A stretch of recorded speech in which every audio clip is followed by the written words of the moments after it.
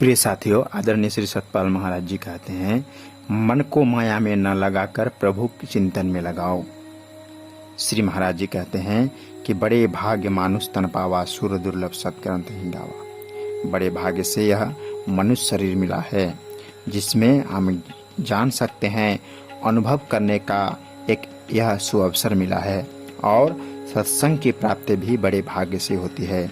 बड़े भाग्य पाए सत्संगा, बिनहि प्रयास हो ही भवभंगा। तो दोनों चीजें प्रभु की कृपा से प्राप्त होती है।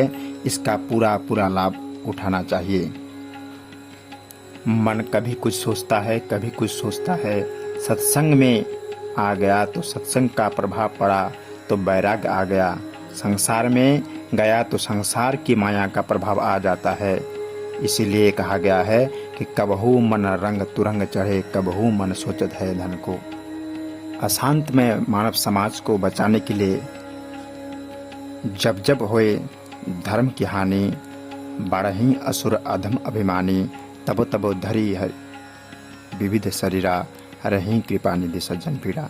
श्री महाराज जी कहते हैं कि इसी प्रकार से जब जब पाप बढ़ता है तो यह पॉजिटिव शक्ति आती है और पॉजिटिव शक्ति एक पॉजिटिव विचार देती है।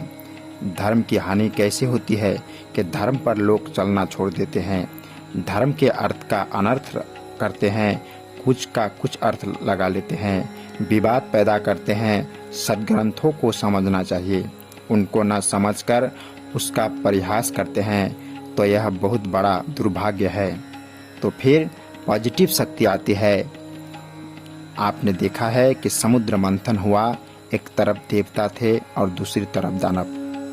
प्रिय साथियों, आदरणीय श्री महाराज जी कहते हैं कि समुद्र मंथन से रत्न निकले, अमृत भी निकला और विष भी निकला।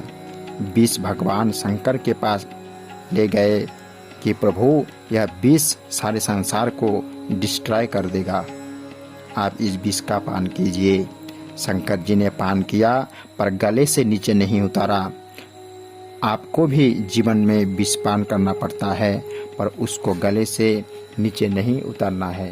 इसलिए शंकर जी को नीलकंठ कहते हैं क्योंकि उनका गला नीला पड़ गया।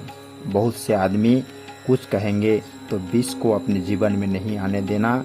कमल की तरह कीचड़ के ऊपर रहना, जैसे तेल होता है वह पानी में मिक्स नहीं करता, वह अलग तैरता रहता है।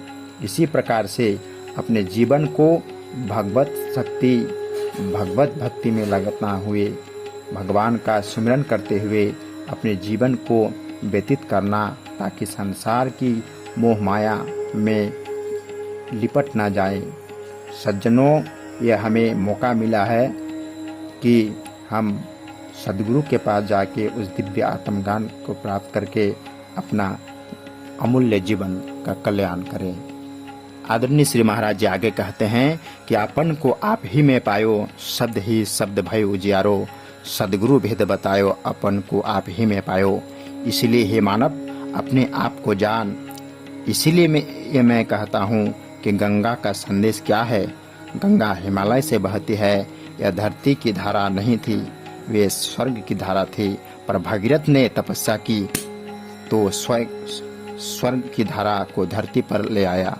हम भी तपस्या करेंगे, हम भी कर्म करेंगे तो हम भी स्वर्ग को धरती पर ला सकते हैं। यह गंगा का संदेश है।